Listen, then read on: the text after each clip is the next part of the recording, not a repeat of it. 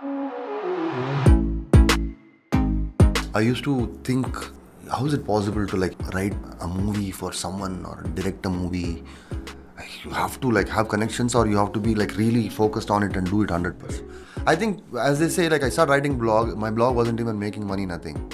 But see where it landed me. Because of that, DK read my work, and then DK contacted, and that's how our journey. And then I met Raj, and we got along famously because three of us have that very quirky sense of humor.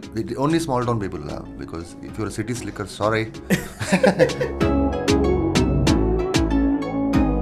We have Suman Kumar on the show this week. Suman is a stand-up comic, but also the writer behind one of the biggest shows in OTT history in India. And I'm talking about the Amazon Prime show, The Family Man, starring Manoj Bajpayee and Priyamani. We earlier had a band member, Swaratma, if you remember, Jishnu Dasgupta on the show. And they were responsible for creating the original soundtrack for The Family Man. And now we have the writer of The Family Man on our show. Coincidence? Or are we seeing a trend here? Are we soon going to see the directors Raj and DK on the show? Are we soon going to see Priyamani on the show? Are we soon going to see Manoj Bajpayee on the show? Are we going to see every single cast and crew member of Family Man on our show? Are we going to see the head of Amazon Prime India on our show? Are we going to see Jeff Bezos on our show? Are we... Okay. Just really carried away there. But when I was looking at the episode that we had with Jishnu, and I was like, okay, wait, that's a coincidence. We had Jishnu on the show, responsible for the OST. Now we have the writer on the show. But yeah, just wanted to put that coincidence out there. Coincidence or a trend? But yeah, if you know Manoj Bajpayee, or if you know Jeff Bezos personally, and you'd like to, have a round table with all of them, then connect us and we'll make that happen, yo. We'll make that happen. Anyway, in this one, we talk about how content has evolved in the last couple of decades, how people in the content creation space, in the film space, in the production space really need to be on the top of the game to ensure that they're able to get their pieces of art across. And the challenges with storytelling and content in today's day and age, especially because we can just choose to quit or stop watching any of these movies, TV shows, or even this video for that matter with just a swipe of finger. Right? So it's so important for you to be on the top of your storytelling, your narrative game, to kind of grip the audience and keep them intrigued. It's a super fun conversation, super insightful. By the way, would you like to be featured on the show? Would you like to have your face plastered across the show alongside Suman and me? Okay, plastered might be a little bit of an overstatement, but yeah, if you'd like to be featured on the show, then now is the chance to make that happen. You can actually send us a video with a question that you had either for me or my guest. Or you might want to just, let us know what you think of the show. Send us your videos to contact@akashdamodan.com and we'll feature you on the show. Yeah, by the way, this show's audio is brought to you by Sennheiser. Sennheiser is our audio partner, and I'll talk a little bit more about this collaboration a little later on in the episode. But for now, let's get into the conversation with Suman. This is my conversation with Suman Kumar, writer of The Family Man. This is Against the Odds, and I'm your host, Akash Damodan. This show is all about inspiring people to take the unconventional path and lead a life that is truly fulfilling and rewarding. Watch and listen as talented individuals take us through their learnings, the challenges they face, and how they continuously adapt to overcome them.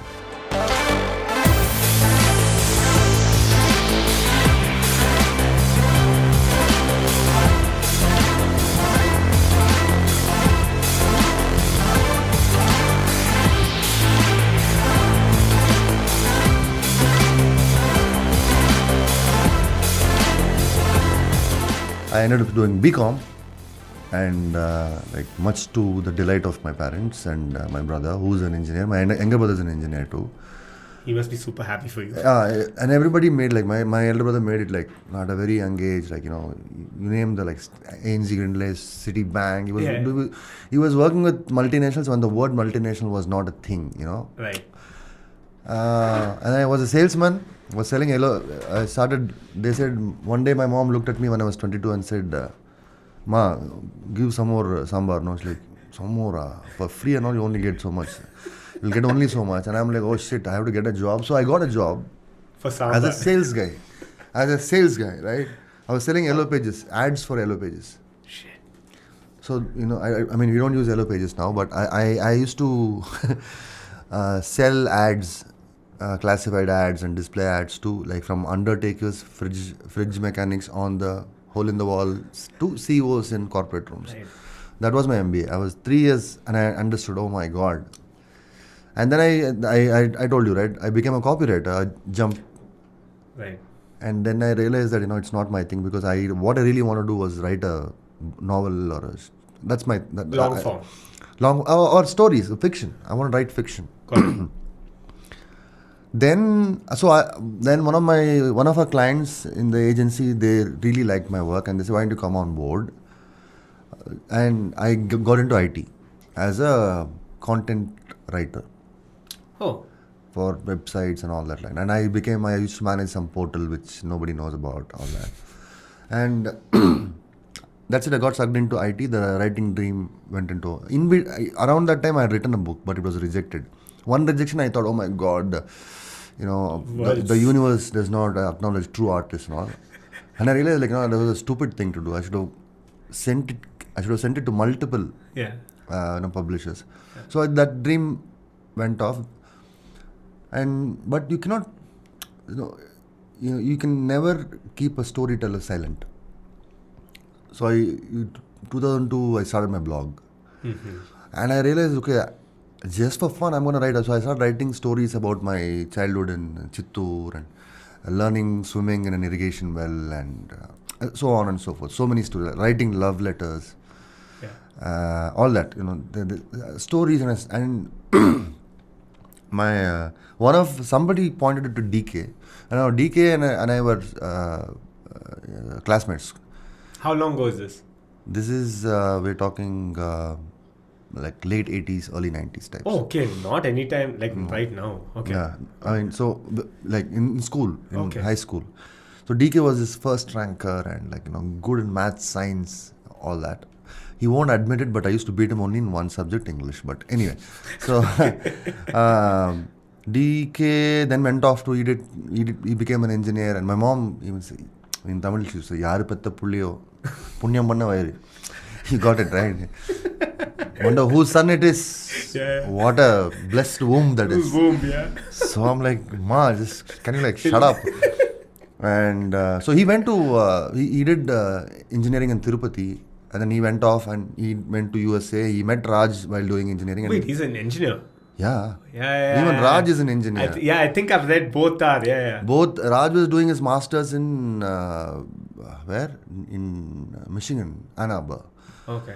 And that's where, and these guys met, and they were again, they were school in UG. They were like friends. They became friends, and they started their journey started there only. Okay. So I'm getting into IT. And I got into IT with BCom. My dad was surprised. Like, are they sending you to America? You are a BCom? No, not allowed. No. I'm like, yo. Yo. And he called like my Chikapa's son, daughter. They're all like, hey, by the way, nothing. Suman is coming. You want something to? I'm like, no. I'm not doing anything. So anyway, I became a technical writer, and then I got into design of things.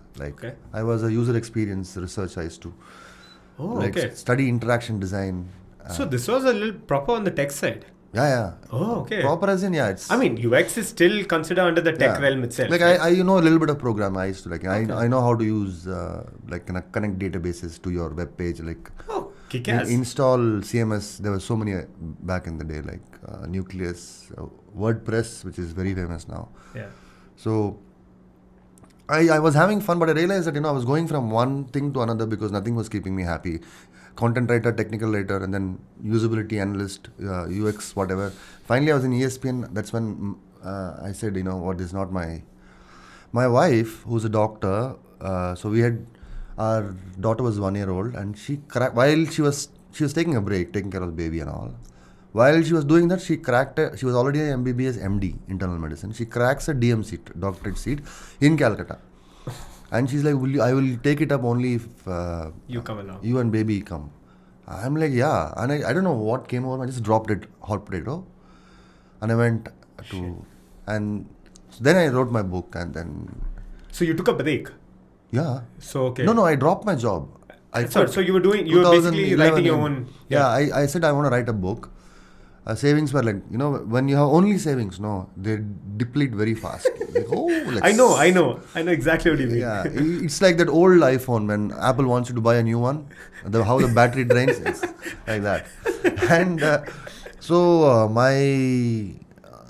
in between, what happened was around 2010-11, DK had reached out because he's read my blogs and he's like, how do you remember so much? How can you put so much detailing into your stories? My blog. Yeah. How long were you publishing with then? From 2002. Till And then I don't have time now, but yeah. So I was writing and suddenly like people, I had my own small fan base, like friends. Yeah. Like when is the next installment coming and all Yeah. that. Like how I won the World Cup of India is one story where I was asked, I go to this neighbor's house and I was watching TV and some signal happened and they asked me to adjust the antenna on the roof. And while I was doing that, we got wicket. I think Balwinder Singh Sandhu got, if I'm not wrong, Greenwich or Haynes, I don't know, one of them. And this house owner said, I will break your legs if you come down. Standing there like a freaking... So, this is one story. So, DK was really impressed and that's when they had contacted and they said, do you want to collaborate? I said, and until that time, I'm writing only stories, right? And But it wasn't really fiction, right? We were writing from your experiences. I'll take an idea and then I'll... Got it. Yeah. Got it. Then they offered me a movie. Oh. Offered me a movie as a story developer, not screenwriter. I had no experience in screenwriting. So I asked him what to do. He said, just go read screenplays and watch. This is when you were in Calcutta? No, this is one in Bangalore. So by the time I went to Calcutta, I had already started work for them. So I used to... Oh, okay. And this is all because of your blog, because you're self-publishing. Also, DK is my friend. Yeah, I mean... so Nepo... Just messing with you. No. They didn't let me write a screenplay for a long time, saying you're not ready. And that's the truth. I learned on the job. I learned with them, and yeah. Then it's basically like you learn one musical instrument. One string instrument. Another string instrument is not going to be that difficult, right? You just have to make adjustments. You get that basics, right? Yeah. So then here I am. I'm just cutting like a ruthless editor, but that's been the journey. So the first thing I jotted down here was cracking into showbiz is what I had mentioned. Yeah. This was kind of, like I've been a TLDR version of that, right? Yeah. So I had it's like I used to think saying how is it possible to write a movie for someone or direct a movie. You have to have connections or you have to be really focused on it and do it 100%. Correct. To be like a writer per se. Kida was there, but the Kida was always there. So it's just kind of, I think as they say, I started writing blog. My blog wasn't even making money, nothing. But see where it landed me. Correct. Because of that, DK read my work and then DK contacted and that's how our journey. And then I met Raj. Yeah.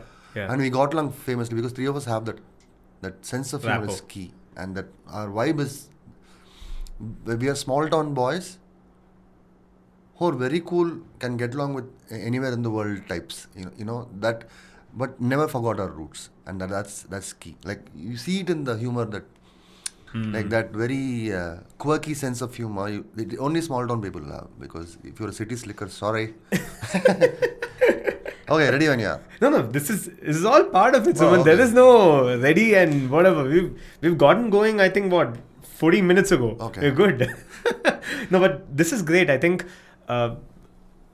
let's actually talk about what you just said, because I also have so much experience in that, in the sense I got to creating the podcast just because I wanted to create a show, a narrative where I talk to people long form, where we don't really have to worry about how we are going to put our thoughts across, but we get every single bit of our thoughts across.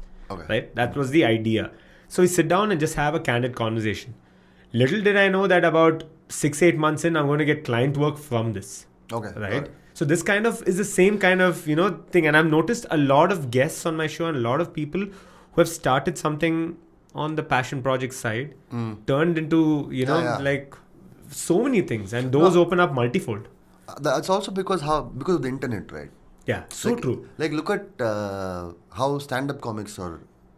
I mean, this is I think 2016, 17. Until then, the Insta influencer was not a. It was catching up, but now everybody, like including, like my wife loves Sonu. Yeah. Because she plays many characters, right? Now Right, you right. don't need, all you need is a phone and you're a creator, right? Correct. That's the beauty of it. Like also entertainment has broken away from Mainstream. no, screen. Yeah. Okay. It's broken away from the movie halls or the TV to any device is cool right now. Yeah. And like when I'm searching for, I cook. I love cooking. I'll be searching for recipes and there'll be some YouTube, like I think I follow some Mahalakshmi's Kitchen or something like that. Okay? I don't remember the name. I'm so sorry, whoever you are. But you see, they're stuck. Like they'll show. You'll say, oh, their older videos will be like kind of basic, but suddenly they've around the 20th, 30th video. Now their Crazy, edits right? are great. The cuts are at the correct time. Yeah. And then they even do like sound or they start the sound first and then the video comes. Yeah, the sound design to it. Yeah, sound design to it. And I'm like so happy. And these are like otherwise who are broadly categorized as, I don't like the term, housewife, homemaker. Right.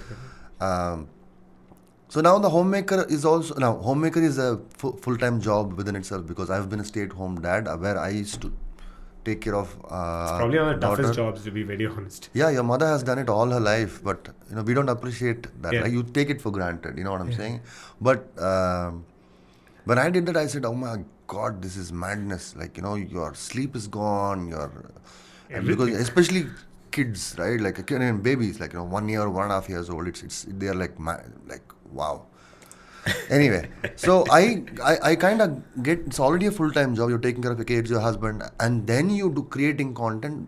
That is like boss level. I mean, hats off to all these women who do that. Like now I see I'm writing screenplays. I can't do anything else. I just can't do it. Like I don't even cook these days. Right. Yeah. So I think that way, coming back to our point, is I think content creation has gone away from the hands of the very privileged few, like studios and whatnot, to now any individual with a camera. Yeah. And it's happening even in not just entertainment, even in news media, where you have the only true news Yeah, let's call news it. is from people who have, like Faye D'Souza started her own. I was going to say Faye, yeah. Faye, Barka Dutt, they've all gone indie and they carry this very nominal basic equipment, and Barka toward the entire country followed all the important stories that happened in the last 2 years, I think, if I'm not wrong. Right. And so is Faye. And she herself says, "Yaar, I'm sitting at home and then it's getting shot on the phone, whatever." It's great. And I think it's truly exciting phase one. Two is you need that that checks and balances in the system, because if without these people, individuals who have found their voice and who don't want to let go of it, it's important for them which is why there are efforts across the world, not just saying India, but across the world. They will try to muzzle your voices, they will try to right. So these independent voices are like they're not accredited to any particular agency or a corporate their own newsroom. bosses. Yeah. So this is happening today because of the internet, because of people like you and me who go on, like we are talking about Faye and Barka because we follow their work, right? Correct. And probably even more than the regular conventional streams itself. Right? Like I look at Faye's feed for anything that is verified.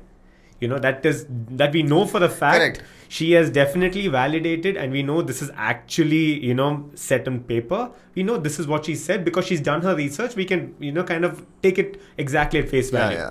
Right? But not so much with most of these rumors and breaking news and freaking whatnot you see on TV. That whole newsroom it's newsroom yelling and bullying, that, come on, I mean, you and I know that why it's getting done. Yeah. But let's not talk about it. Yeah, let's not. Let's. That is the simplest way Yeah. to end that. The segue. But if you look at entertainment, look at memes, how it's changed. Absolutely, dude. The meme marketing is such a big thing right now. There are people I know who have clients reaching Yeah. out to them for just meme marketing, heavy meme The marketing. I have to take my hat off, if like non-existent hat off to the Tamil meme nation. You guys are like, I mean, I have fallen off my chair by looking at some memes. It's incredible. That's completely new, right? Yeah. Meme as a thing, as a form of content, Yeah. as an art form, and it's the kind of editing video memes. I'm sure they are editing some movies now. Yeah, I know. Yeah, so that is so. I mean, I'm amazed, and also how education. Like my daughter, she's in 6th standard. I see how education itself has changed. She's like, can you please Google this on and then just tell me.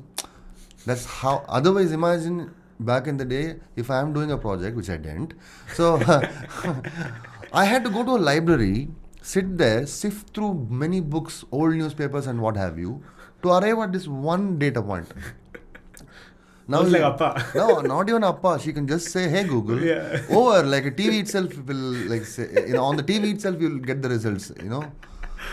So I mean, and that's when like we do. One thing I don't like about like us humans is that we never pause and reflect like how wonderful it is. I mean, technology has its own Whatever. Yeah. pitfalls, but by and large, I think it's incredible, right? Like if you want to come here, like you just say, hey, whatever, like Google, book me a cab on Uber, destination is whatever. I'm sure there are phones that will do it. Yeah. But, so that is one. Two is, of course, the entertainment. And like you are watching on your phone, you go home, you switch to TV, and you continue from where you left. I'm like, oh my God, they put a man on the moon. No, they didn't. Okay. No, they didn't. Yeah. No, that was just content again. No, but oh man.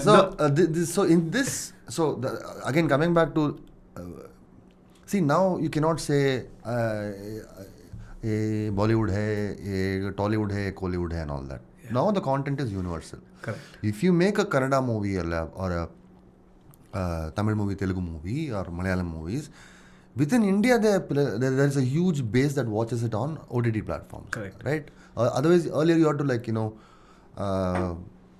it won't release where you like in Bombay. Yeah. Only very few had like Super Deluxe released, and there were a lot of excited people who went and watched Super Deluxe. Yeah. But that doesn't happen with every good movie. Correct.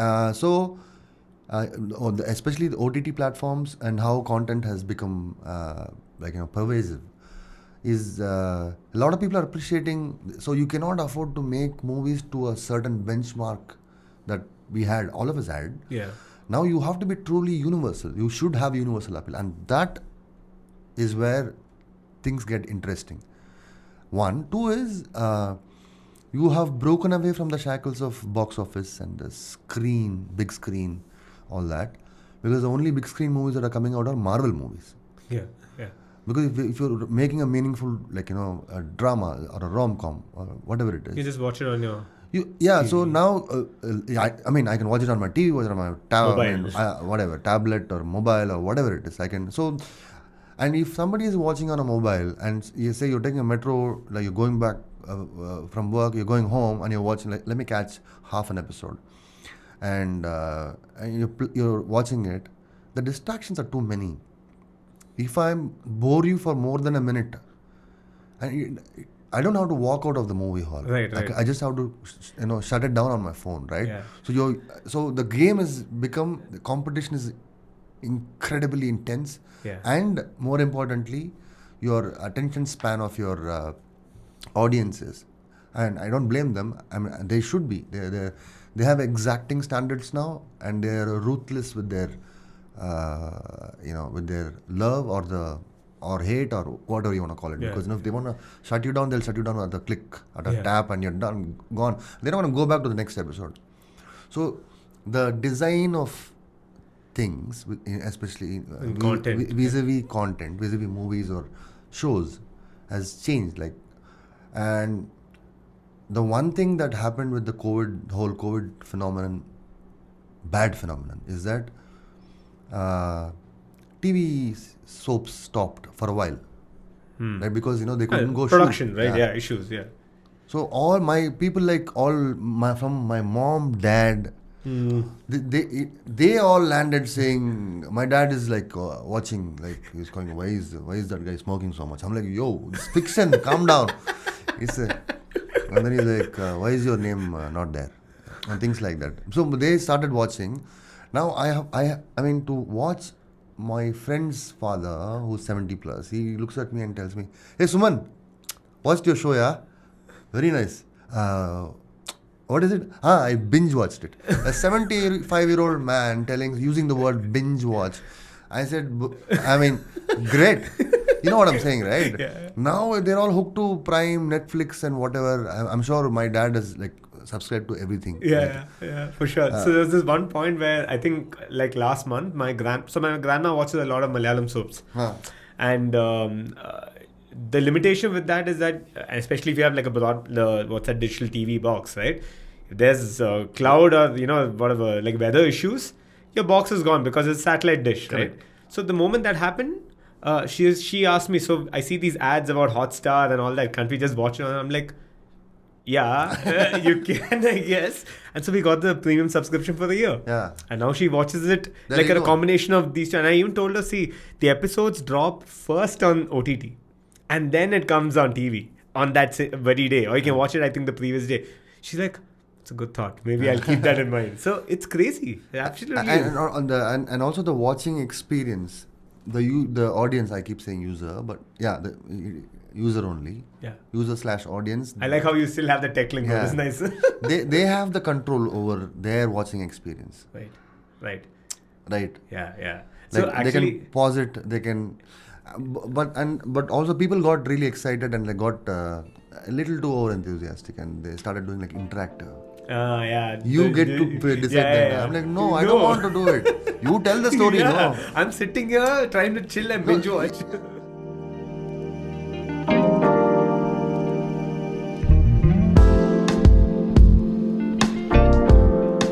The audio at Against the Odds is brought to you by Sennheiser. Yup, that's our audio partner. So I'm sure you already know what Sennheiser does. But for people who don't know, you've been either living under a rock or maybe you don't know what these incredible pieces of equipment can really do. So from some of the best industry standard and leading microphones to some incredible headphones to, any kind of audio equipment, Sennheiser's got your back. I'll leave a link to pretty much all their products and a catalog in the description below for you guys to go check it out. But if you like what you're hearing here, it's all because of these microphones. So you want to go check out the MK4s and the MK8s by Sennheiser and truly level your game up when it comes to audio and take it to the next level. Cheers.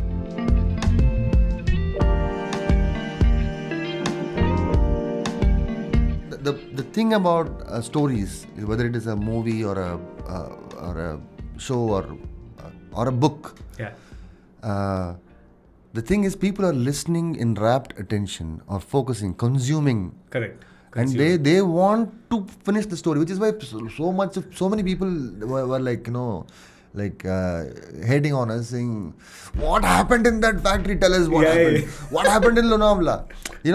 Those things happened because we did not let we gave it a cliffhanger in season 1, right? So of course, but then season 2 also there is no cliffhanger. We end the story, and then we say, by the way, here a little like a taste of what's coming next. We did that, right? That is fine. Now people are excited for it. Correct. Versus saying, tell me what happened to the story. So interactive will not work because you're making the. I'm being full. I don't know. What do you call them? Boomer here. Boomers. Actually, I'm not. I'm talking from Baby boomers. very technical standpoint. I'm saying what I'm trying to say is that it's like.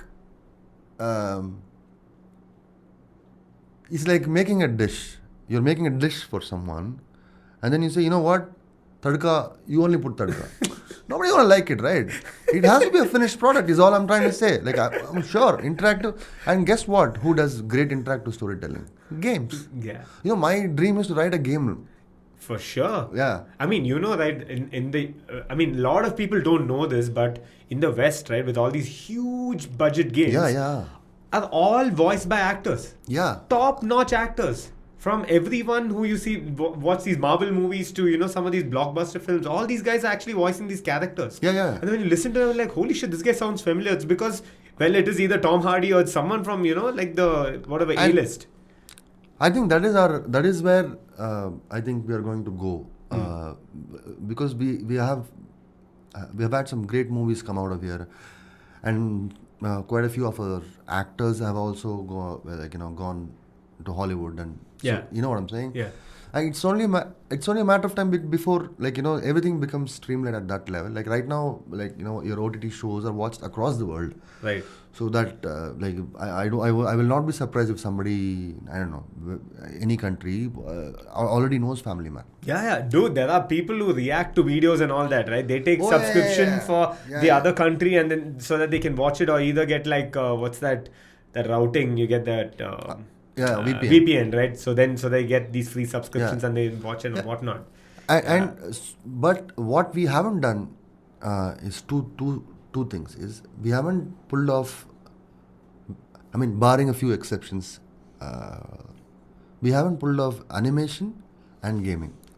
I strongly believe that because animation storytelling. I was thinking during COVID, like you cannot go shoot. Yeah.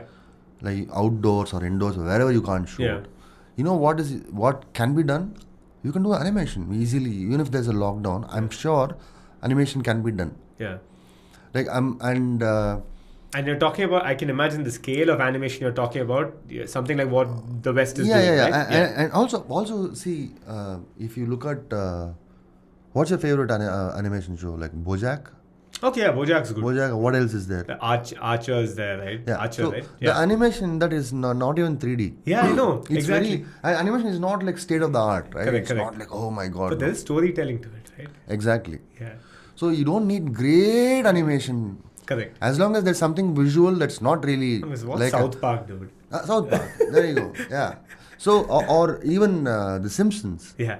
See, we do not animation for a long time, like how chocolates are for kids. That was the positioning of chocolate in the confectionery industry in India until Dairy Milk. I think it was, who's that? Oh my God, Piyush Mehta. No. Who created this great campaign? Dairy Milk, ek swaad hai hum sab. In that, he shows a girl when this guy hits a sixer. They did it now. They reversed it. One guy comes and dances when a girl hits. Oh, okay. Recently. Okay. Marketing. Yeah. So basically, they showed an ad where this guy hits a sixer and it's like last ball, they had to win, and then they full tension, but the ball goes over the rope, sixer, and then this girl jumps out. She's wearing a very pretty dress, and she comes out and she's eating, and then she's I've seen dancing. This. Yeah, exactly. Yeah, of course. And then one guy is like, oh, beda passa kaito. He's doing all that, right? That ad completely shifted, and now suddenly gender roles. Yeah. Not gender. Chocolate became a thing for adults. Okay, got Before that, only kids, right? Like for example, Amul was saying, I am too young for this, I'm too old for that, but I think I'm just right for Amul chocolate. It was a very confusing positioning, right? I'm neither here nor there, which means you're either 12, 13, 14, whatever. Like it's like, you're confused. That's what they're saying. Right. But Dairy Milk just said, you know what? No. You can eat chocolates, adults. And boom, the industry became, I don't know, it grew like manifold. Yeah. But similarly, why I'm saying this is because animation too is like, hey, let them watch cartoons. No. Yeah. It's meant for kids. But that market has already matured in the West, and it's only a few people who watch, in South Park and Simpsons. Yeah. Only elite. But also the Far East also is doing that with their mangas and all of that as well, right? That's a different level altogether. That's another level. So I'm saying in India, given our rich and varied heritage and amount of literature that exists, Mahabharata or Ramayana, they never cease to amaze me, saying like, who wrote this, man? My God, what, like, right? Yeah. That's storytelling at its best. Yeah, man. yeah. So I'm just saying that it's only a matter of time before this whole, it'll catch up in animation. And when it catches up, I want to be there as a writer, creator, whatnot. Dude, you won't believe this is such a coincidence. The guest we had today morning, he runs the studio called Vanasena Studios. Vanasena, like the Ramayana, right? So he I aspires just like the way he explained what Vanasena to me. No, I thought you didn't get my pronunciation. Ramayana. Vanasena from Ramayana. Don't confuse it with the Vanasena from Mahabharata. Okay, I'm just messing with you.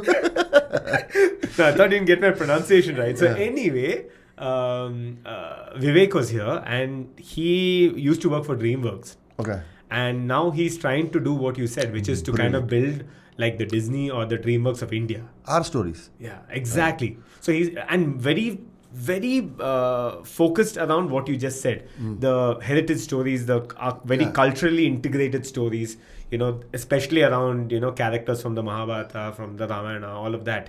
And they're doing some incredible work. They have clients in India, they have clients abroad. They haven't been doing too much of their own original content of late, but I think they are slowly transcending all of that. There's a lot of other stories to it, but yeah. It is only, I mean, that's how it evolved. For some strange reason, I think the social fabric, the social or cultural fabric, I think it allows you to. And India has always been that place where things happen very fast. Like e-commerce, like that, just like that. We had small towns were just getting used to this departmental store where you have to push a cart and all that, right? Yeah. This culture has existed in America forever. So your e-commerce shopping experience is a reflection of how you buy stuff in Walmart or Best Buy. Right. You go, you add to cart, check out, and then you go home, right? It's the same model, right? But in India, before even like all these big stores started coming in, chain stores, where they had cards, but 4 years, people are already buying online. The landline penetration in India was like very low. It was not even like, I don't know, I'm just quoting, randomly quoting. It was probably 1990 types, 91 types. Yeah. It was probably about not more than 40 to 50%. Okay, I don't know the numbers, guys. Don't hold me to it. One guy on YouTube will come and say, you got the number. Probably drop you an email. Yeah. And, but around, I think 95, 96 is when mobiles came to India, where incoming calls were charged for like some $20 or $50. And before you realize, if you notice, everybody has a phone. And this revolution happened again gradually in America. They had car phones. Yeah. I think they used CDMA. Yeah. But whereas here, the minute mobile came, we don't even bother about having a landline, right? So the revolution in India, right, while it goes gradually in the West, this is like a leap. We take leaps, as we should. But I think it's also because it's like a tested model in the West, right? They're going through it gradually, and then we, how we are. We'll know exactly. Well, it's smart to pick those bits out. Yeah, and also we are very. I think as a people, we have a lot of patience. I don't know if you're being sarcastic or what way. You decide if I'm being sarcastic. No, but we are very patient for the things we love. Can't wait to go back home, so I'll sit in the metro and watch my show. But yeah. We are very flexible and we adapt to change very fast. All that. That's what I mean. Right. Like look at this. No, like my dad uses WhatsApp. He's like 80 plus. Yeah. Right. Yeah. So, but in America, people are very, very whatever to tech. Yeah. Like there are people who just like, what is this internet thing? Yeah. But here it's like. There is no question of internet as a separate thing. Dude, the penetration UPI is offered is at some different scale. UPI is like, what is this? Like, the West is not like, US experts are still either shitting bricks or they're still blinking and just wondering what's happening. How are they able to keep it so secure? Because they're struggling with peer-to-peer payments. Here, from peer-to-peer to anything to whatever payments you have to make is also UPI now. Right? Scan and that's it. Yeah. You're good to go.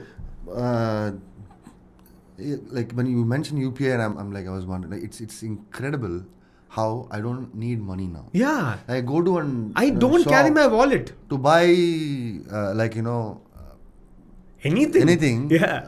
I usually buy only one thing, not condoms, guys. So, Yeah, I thought he's going to say something No, like, no. man, mic drop and box I don't up. want to mention it on the show because it's. Okay. So, like, nudge, me. For our audio listeners, they're like wondering what's happening. Yeah. And there's this whole thing it's. And in our apartment complex, there is one vending machine where you can pay using this, obviously UPI. But because of that, I discovered this, buy now, pay later. Some random guy is giving me credit. And then they're like, if you don't pay today, then we'll block your account. I'm like, what account? But I always pay on time. Okay, I'm just saying, I find it funny that, how are these guys making money? You know who I'm talking about. Let's not take brand names. Yeah. Incredible. But this... oh, man. No, think about how this works, okay? Earlier, whoever your dealer is, car dealer is, they will be, sir, your last service was done like some 5 weeks back or 5 months back, and they know the numbers, right? Yeah.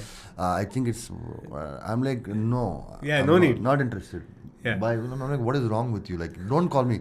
So is it a good time to talk? I'm like, what are they going to talk about? Oh my God. Like, what is this? Like, because, the times we live in, sir, do you have a minute? I'm like, okay, what is it about? Sir, car service. I'm like, yo, I keep saying yo a lot, I guess. I'm like, what is wrong with you, man? Don't do that, guys. Don't do that, okay?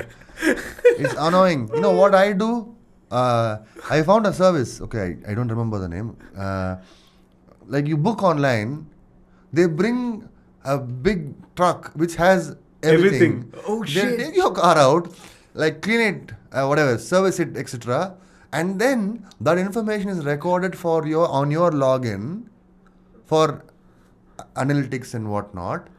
Oh. Yeah. So car service also is at home now. I am like, oh my God. I think there's fuel refueling as well, right? Yeah. What fuel refueling? There are vehicles, there are these massive tanks that are filled with fuel, and they'll come to your doorstep and fill fuel in your vehicle and go. You've not seen those? Wow, but that business is dying soon. Possibly. Because Musk Mama is coming now. India, I thought. Electric cars is going to happen, right? Yeah. And all of these are, like you said, right? It's just a matter of a year or something. Everything's going to pick up drastically. Yeah. And this Dubai right now, the UAE is giving visas. It's like you can go anytime, no visa required for a fee or something. Or if you're famous, you're an influential person. Or you're Malayali, okay, but yeah. I'm not talking about local people. Yeah, I'm talking about Indians. Sorry. Not from the other motherland, I meant like that. Yeah. And they give you this visa, which is like a card, like your PAN card, Aadhaar card, whatever it is. It's like a card, smart. Yeah. It's a smart card, and you have to visit at least once a year. Why do you think UAE is doing it? This my friend was telling me the other day. I've read about this. Yeah. It's because it's tourism. Because they know that it's America is not already picking their calls, right? It's like America saying Gulf, I have a headache. Already, already, right? Yeah. Because it's a restricted resource, like, and it's going, and electric cars are picking steam. Haha, see what I did there? Picking up steam very fast. So that's a great line. Electric cars are picking up steam. So, and that market is like the other day I went to meet some production people, production house in Hyderabad. So for all these picking up people and dropping them to whatever, they have an electric car, that Tata something. Nexon, probably. Nexon, yeah. It's a beautiful car. It's amazing, dude. So, I mean, it's like, I'm looking, suddenly the car moves, okay? No noise on me. Yeah. I'm like, bro, the car is moving. He's like, yeah, sir. Yeah, that's driving. What a car does. There is zero noise. It's amazing, like, to the shit that we drive. It's like all that is there. No, this is like, Dude, whenever we book that bounce bikes, right, which are now completely I think, electric bikes, they clearly mention it. At least some 10 pop-ups will come up saying, listen, you simply have to throttle. There will be no sound. It will start moving. Something like that is mentioned. Like, can you imagine that? And I've read it at least 10, 20 times. I start the vehicle and every time I'm still surprised. Dude, sudden there's like a jerk and I suddenly take off. I'm like, holy shit, what just happened? Yeah. So Bounce is that the blue bike. No, that's Yulu. This is Bounce is the yellow proper like a scooty. Oh, right. What do you mean proper like a scooty? Dude? I mean, it's not, Yulu is that other, that like a, one of those smaller bikes. Yeah, Yulu is to like, mess with people. When people are walking, you go like, exactly. I'm faster than you. I'm from Cali, bitches. Yeah. You can actually like, walk faster than Yulu, right? You are, but it's fun. I mean, guys, Yulu guys, I'm a stand-up comic. If you want to sponsor a show, it's completely fine. It's okay. Oh, man. And, so I don't know where we started and where we went. No, I was just thinking about that. He said we're going to talk about scripting and... No, this is exactly why I wanted to get you here to just get into some of these topics, because even with how pervasive content is, like you mentioned, right? We had Punya on the show, Punya Arora, who was the writer of Masaba. Never heard of her. No? Punya, sorry. Yeah, Punya. I love Punya, yes. She's a friend. Right. And she's also been nominated for Filmfare. For Masaba. OTT Filmfare. Yeah, her show is nominated. I'm sure she's also nominated, yes. Yeah, awesome. Yeah, so she was, I think we started our conversation also on that same note, which was what you said. You earlier had the option, you now have the option of stopping or walking out on a movie because it's in your hand, in your phone or in your tab or on your thing. You can just stop watching and pick up whenever you feel like. Yeah. But in the mainstream or big screen, right, silver screen, you basically pay it or buy a ticket. You generally don't walk out. You are there, you're paid $200. Now I have to watch this no matter what it is. Right? That's a sunk cost issue. So you sit and you watch the whole thing. But that makes it all the more reason for you, like you said, for you to keep the storytelling really, really tight. Right? It's about really keeping that attention span. And also a new crop of, like, for example, Punya as a comic has not transitioned but has also found screenwriting. So are like a couple of other friends who are stand-up comics, like Sumaki Suresh, for example, she did Pushpavalli, and then she's creating that, and I'm sure she's doing way more now. Kenny and Kanan, Biswa, all these guys I am taking only Bangalore names, but anyway, so all these guys, they started, and so the route was it like, you make it in stand-up and then, get into showbiz, get into that's one way of doing it. But now it's not required. Like, Punya is, while she's becoming, while she's expanding her fan base, she's already started writing because, production houses have understood that stand-up comics are probably better suited to be in that place, because you also have to write. And for your performance, for example, you have to figure out saying where I'm going to act out and where I'm going to pause, because pause is key. And then you deliver a line. It has so all that you have to figure. So they're much closer to say somebody who did creative writing course in whatever university. There is no I don't know if there is a screenwriting course in India, like, which teaches, whereas in America it exists. So we have to readapt, whatever to this. Like, and even if you did study in America, here the game is different, right? Sure. So which is why I believe that stand-up comics are the best place to double up, if not transition into complete, like I did. I do stand-up comedy also. Is the way different. You put it. Yeah. But whereas for them, they are stand-up comics first and they write. But I'm sure if like, for example, Masaba is a hit and she is going to be swamped with more work if she already is not.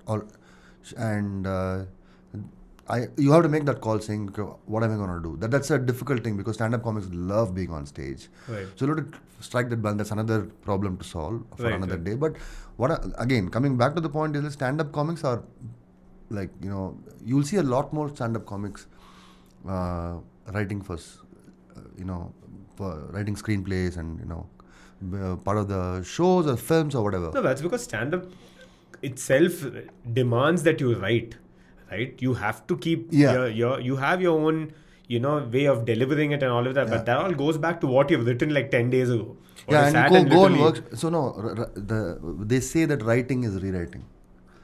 There is no other art form. I mean, guys, improv, sorry, not included. Okay, stand-up comedians go to open mics and workshop their material at least 10 times before they even perform in a Decent place. show. Yeah.